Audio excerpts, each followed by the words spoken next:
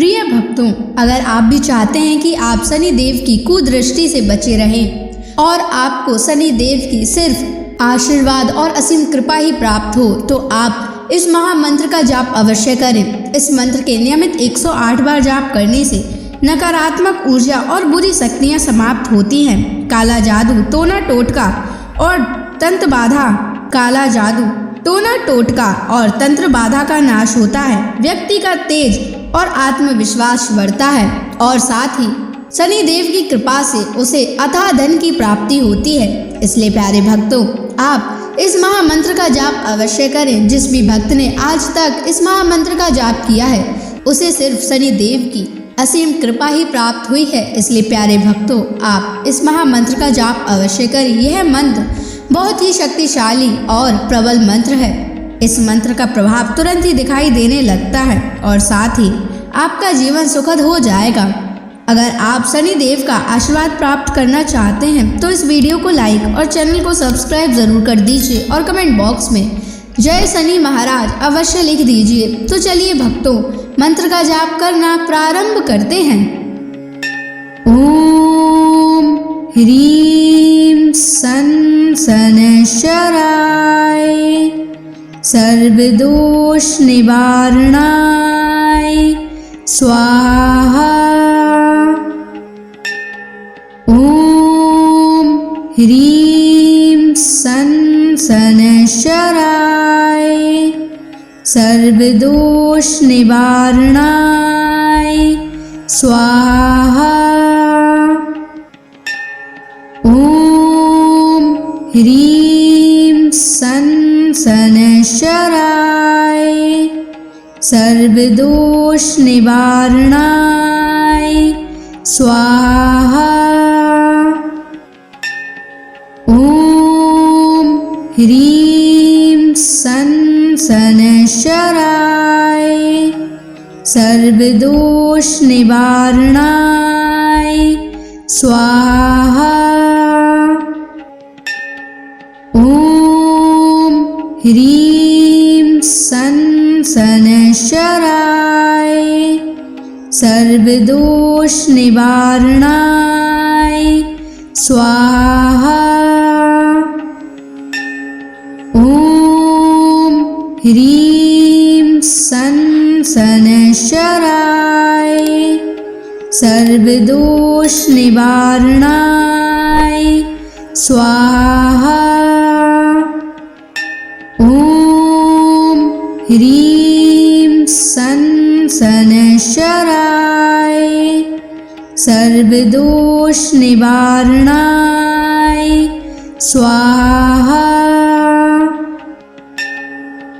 ओम ह्रीं सन शनैश्चराय सर्वदोष निवारणाय स्वाहा।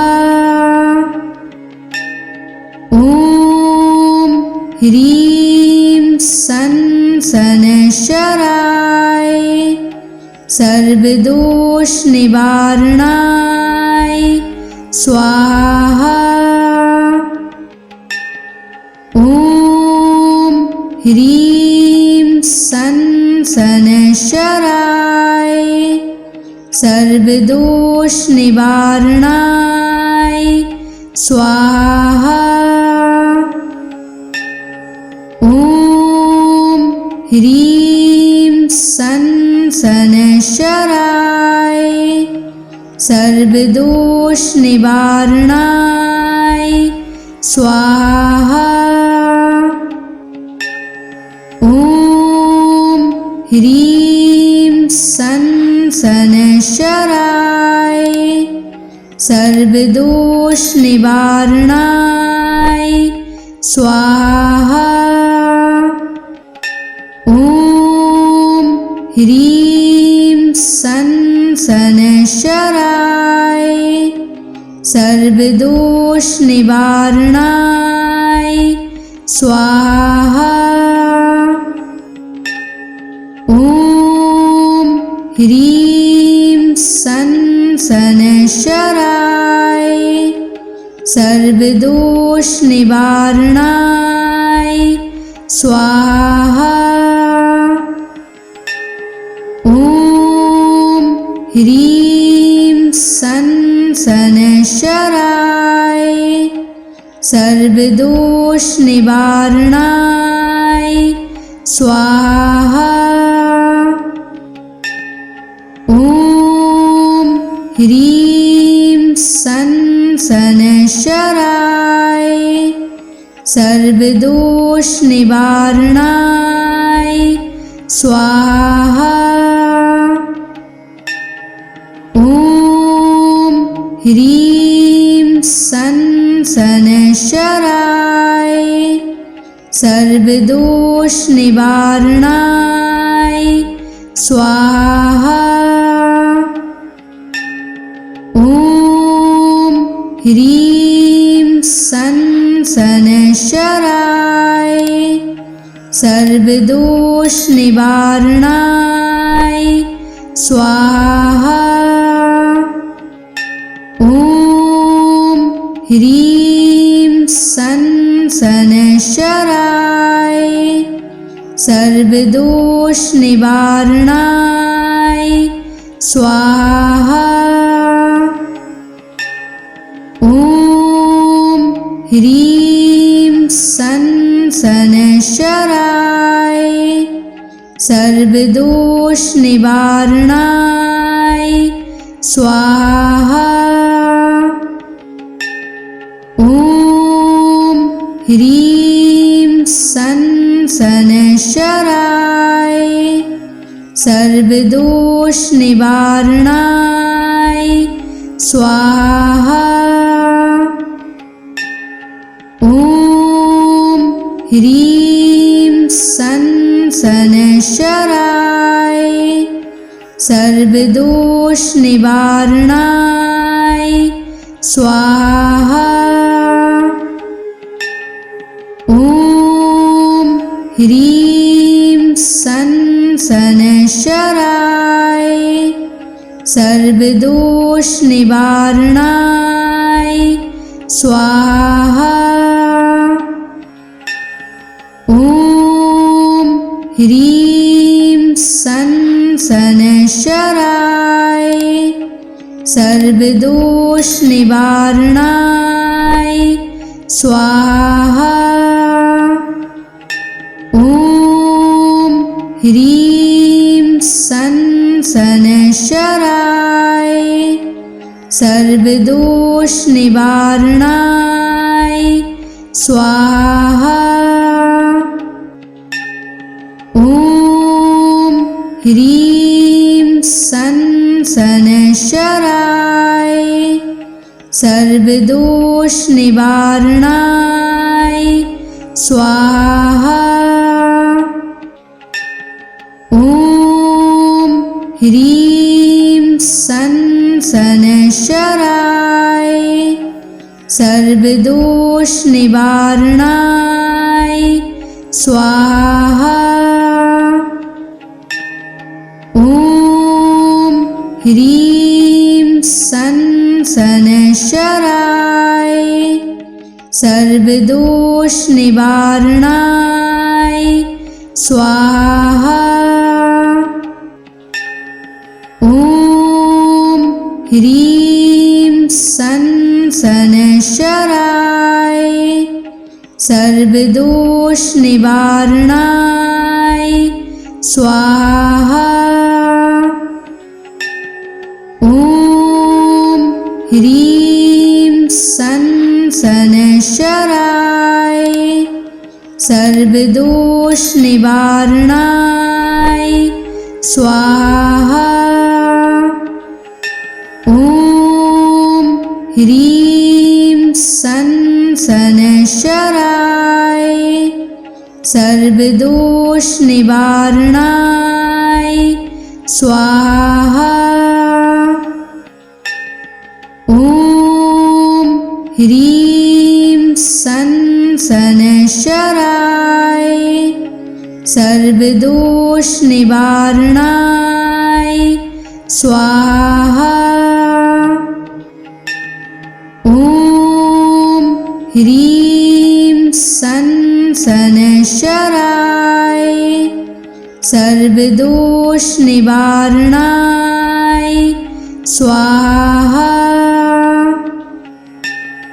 ॐ ह्रीं सनशराय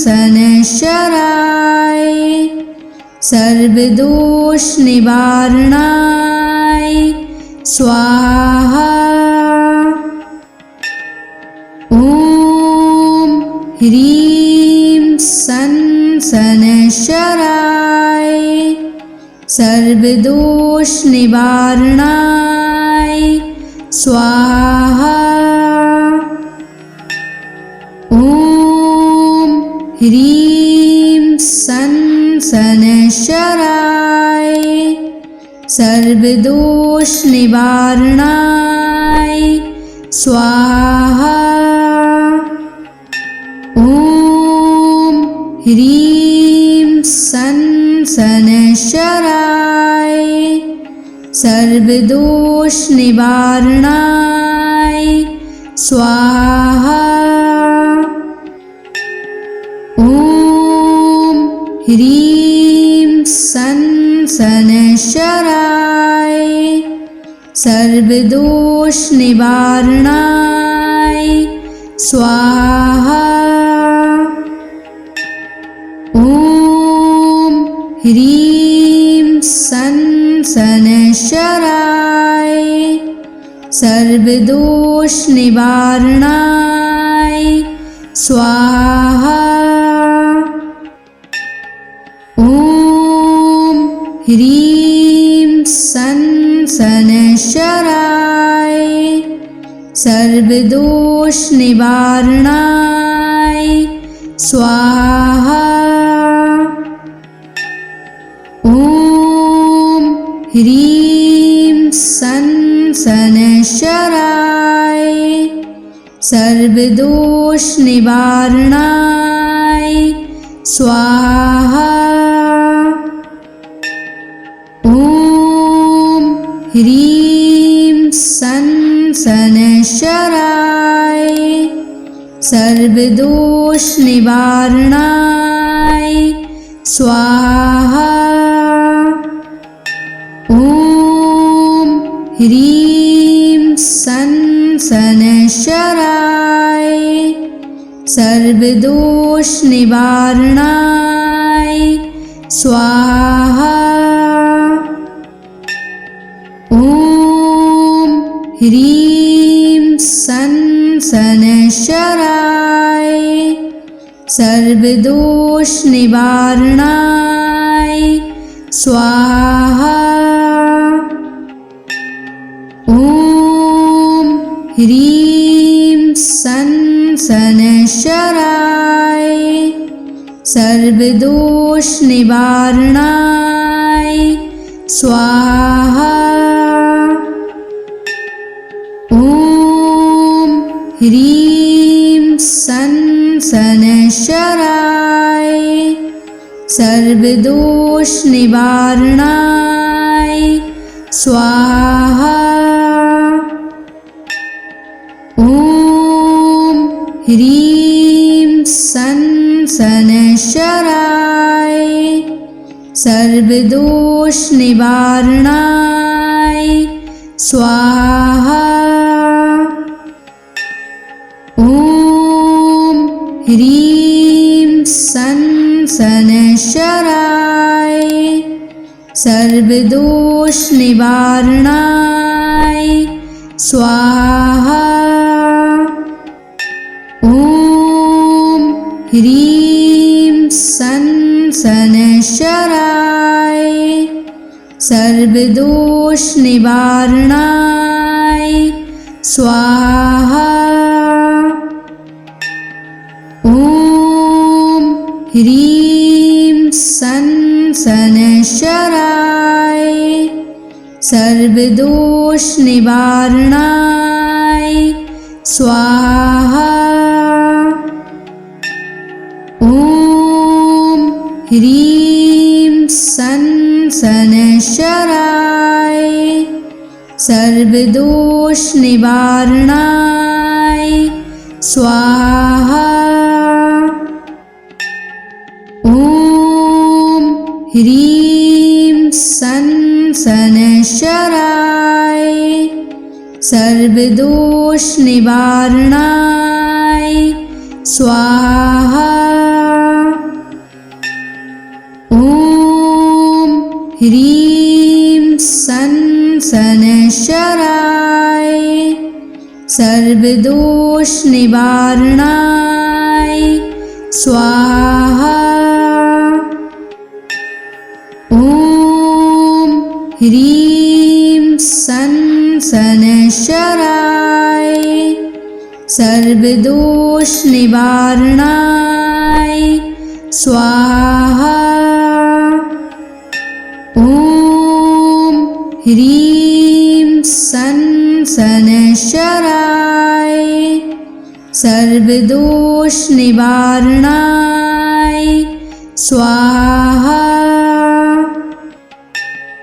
ॐ ह्रीं सन शनैश्चराय सर्वदोष निवारणाय स्वाहा। ॐ ह्रीं सन शनैश्चराय सर्वदोष निवारणाय स्वाहा। ॐ ह्रीं सन शनैश्चराय सर्वदोष निवारणाय स्वाहा। ॐ ह्रीं सन शनैश्चराय सर्वदोष निवारणाय स्वाहा। ॐ ह्रीं सन शनैश्चराय सर्वदोष निवारणाय स्वाहा। ॐ ह्रीं सन शनैश्चराय सर्वदोष निवारणाय स्वाहा। ॐ ह्रीं सन शनैश्चराय सर्वदोष निवारणाय स्वाहा। ॐ ह्रीं सन शनैश्चराय सर्वदोष निवारणाय स्वाहा। ॐ ह्रीं सन शनैश्चराय सर्वदोष निवारणाय स्वाहा। ॐ ह्रीं सन शनैश्चराय सर्वदोष निवारणाय स्वाहा। ॐ ह्रीं सन शनैश्चराय सर्वदोष निवारणाय स्वाहा। ॐ ह्रीं सन शनैश्चराय सर्वदोष निवारणाय स्वाहा। ॐ ह्रीं सन शनैश्चराय सर्वदोष निवारणाय स्वाहा। ॐ ह्रीं सन शनैश्चराय सर्वदोष निवारणाय स्वाहा। ॐ ह्रीं सन शनैश्चराय सर्वदोष निवारणाय स्वाहा। ॐ ह्रीं सन् शनैश्चराय सर्वदोषनिवारणाय स्वाहा।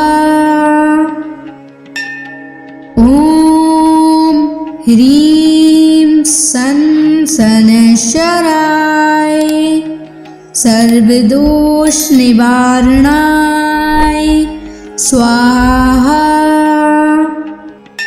ॐ ह्रीं सन् शनैश्चराय सर्वदोषनिवारणाय स्वाहा। ॐ ह्रीं सन् शनैश्चराय सर्वदोषनिवारणाय स्वाहा। ॐ ह्रीं सन् शनैश्चराय सर्वदोषनिवारणाय स्वाहा। ॐ ह्रीं सन् शनैश्चराय सर्वदोषनिवारणाय स्वाहा। ॐ ह्रीं सन् शनैश्चराय सर्वदोषनिवारणाय स्वाहा। ॐ ह्रीं सन् शनैश्चराय सर्वदोषनिवारणाय स्वाहा। ॐ ह्रीं सन् शनैश्चराय सर्वदोषनिवारणाय स्वाहा।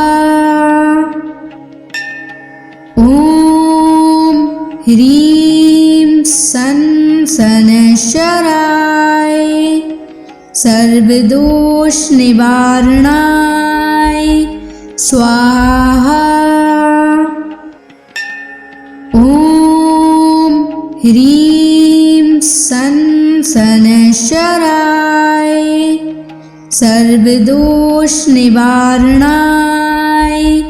स्वाहा।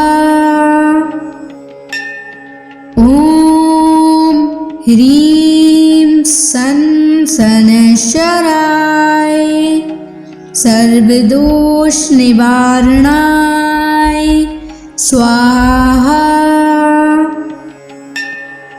ॐ ह्रीं सन् शनैश्चराय सर्वदोषनिवारणाय स्वाहा। ॐ ह्रीं सन् शनैश्चराय सर्वदोषनिवारणाय स्वाहा। ॐ ह्रीं सन् शनैश्चराय सर्वदोषनिवारणाय स्वाहा। ॐ ह्रीं सन् शनैश्चराय सर्वदोषनिवारणाय स्वाहा। ॐ ह्रीं सन् शनैश्चराय सर्वदोषनिवारणाय स्वाहा।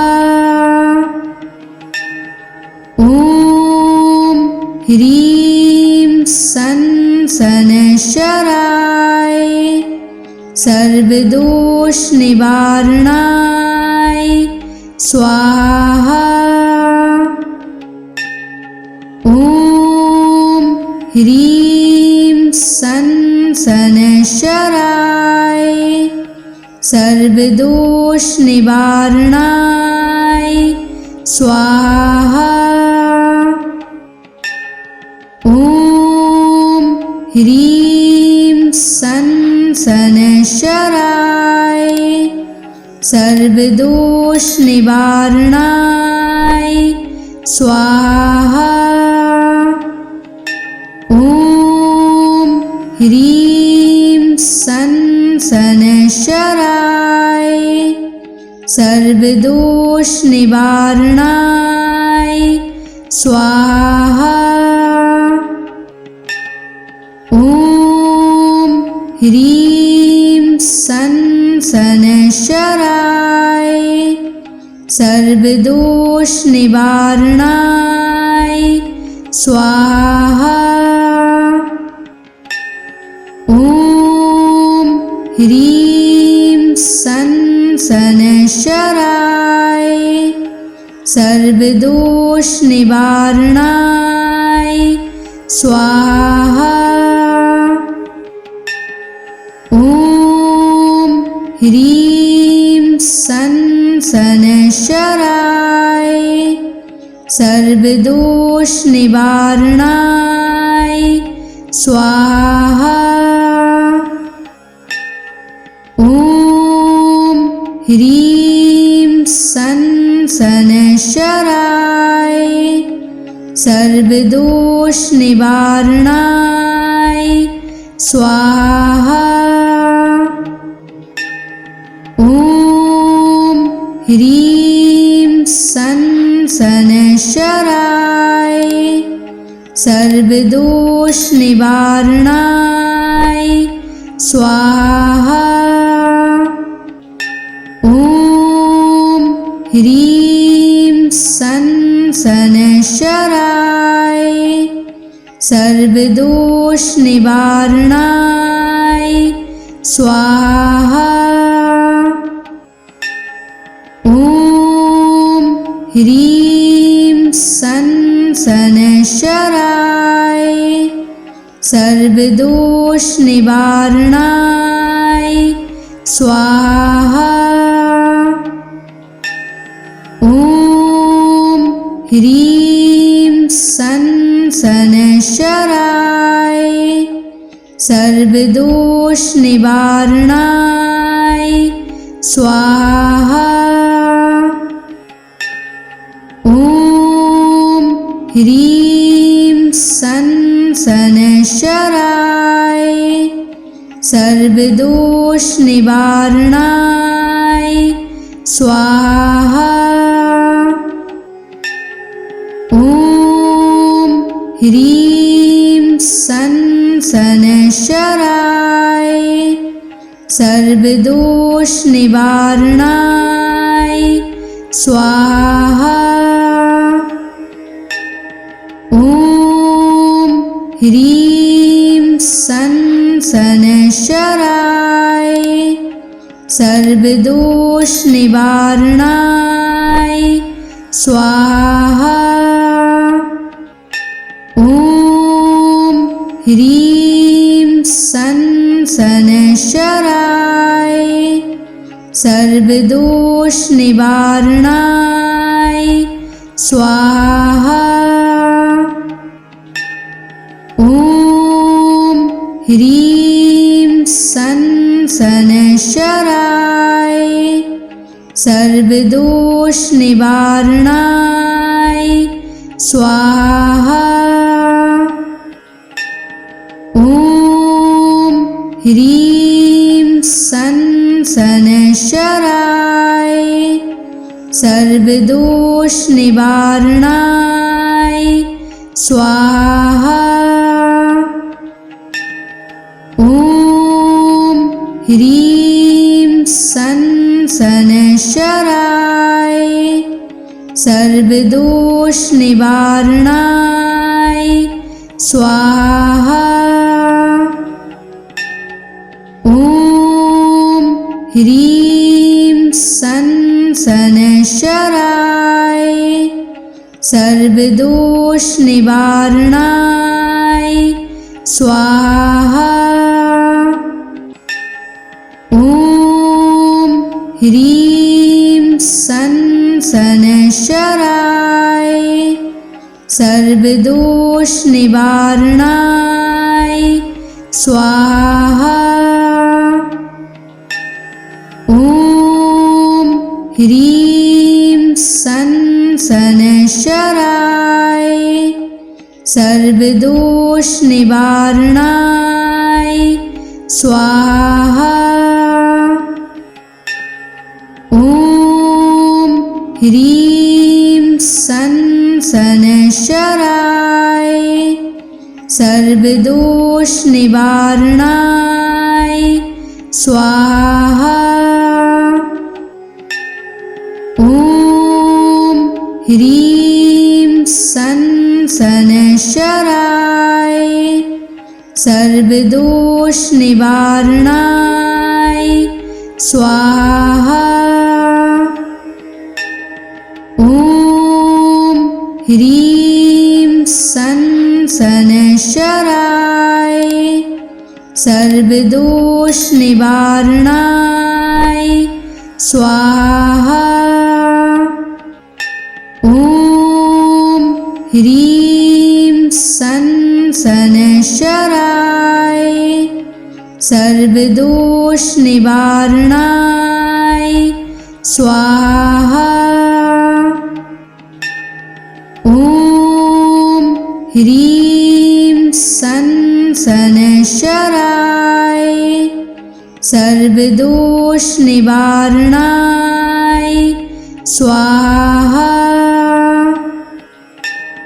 ॐ ह्रीं सन शनैश्चराय सर्वदोष निवारणाय स्वाहा। ॐ ह्रीं सन शनैश्चराय सर्वदोष निवारणाय स्वाहा। ॐ ह्रीं सन शनैश्चराय सर्वदोष निवारणाय स्वाहा। ॐ ह्रीं सन शनैश्चराय सर्वदोष निवारणाय स्वाहा। ॐ ह्रीं सन शनैश्चराय सर्वदोष निवारणाय स्वाहा। ॐ ह्रीं सन शनैश्चराय सर्वदोष निवारणाय स्वाहा। ॐ ह्रीं सन शनैश्चराय सर्वदोष निवारणाय स्वाहा। ॐ ह्रीं सन शनैश्चराय सर्वदोष निवारणाय स्वाहा। ॐ ह्रीं सन शनैश्चराय सर्वदोष निवारणाय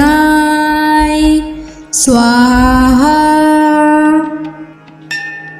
ॐ ह्रीं सन शनैश्चराय सर्वदोष निवारणाय स्वाहा। ॐ ह्रीं सन शनैश्चराय सर्वदोष निवारणाय स्वाहा। ॐ ह्रीं सन शनैश्चराय सर्वदोष निवारणाय स्वाहा। ॐ ह्रीं सं शनैश्चराय सर्वदोषनिवारणाय स्वाहा। ॐ ह्रीं सं शनैश्चराय सर्वदोषनिवारणाय स्वाहा। ॐ ह्रीं सं शनैश्चराय सर्वदोषनिवारणाय स्वाहा। ॐ ह्रीं सं शनैश्चराय सर्वदोषनिवारणाय स्वाहा। ॐ ह्रीं सं शनैश्चराय सर्वदोषनिवारणाय स्वाहा। ॐ ह्रीं सं शनैश्चराय सर्वदोषनिवारणाय स्वाहा। ॐ ह्रीं सं शनैश्चराय सर्वदोषनिवारणाय स्वाहा। ॐ ह्रीं सं शनैश्चराय सर्वदोषनिवारणाय स्वाहा। ॐ ह्रीं सं शनैश्चराय सर्वदोषनिवारणाय स्वाहा। ॐ ह्रीं सं शनैश्चराय सर्वदोषनिवारणाय स्वाहा। ॐ ह्रीं सं शनैश्चराय सर्वदोषनिवारणाय स्वाहा। ॐ ह्रीं सं शनैश्चराय सर्वदोषनिवारणाय स्वाहा। ॐ ह्रीं सं शनैश्चराय सर्वदोषनिवारणाय स्वाहा। ॐ ह्रीं सं शनैश्चराय सर्वदोषनिवारणाय स्वाहा। ॐ ह्रीं सं शनैश्चराय सर्वदोषनिवारणाय स्वाहा। ॐ ह्रीं सं शनैश्चराय सर्वदोषनिवारणाय स्वाहा। ॐ ह्रीं सं शनैश्चराय सर्वदोषनिवारणाय स्वाहा। ॐ ह्रीं सं शनैश्चराय सर्वदोषनिवारणाय स्वाहा। ॐ ह्रीं सं शनैश्चराय सर्वदोष निवारणाय स्वाहा। ओम ह्रीं सन शनैश्चराय सर्वदोष निवारणाय स्वाहा। ओम ह्रीं सन शनैश्चराय सर्वदोष निवारणाय स्वाहा। ओम ह्रीं सन शनैश्चराय सर्वदोष निवारणाय स्वाहा।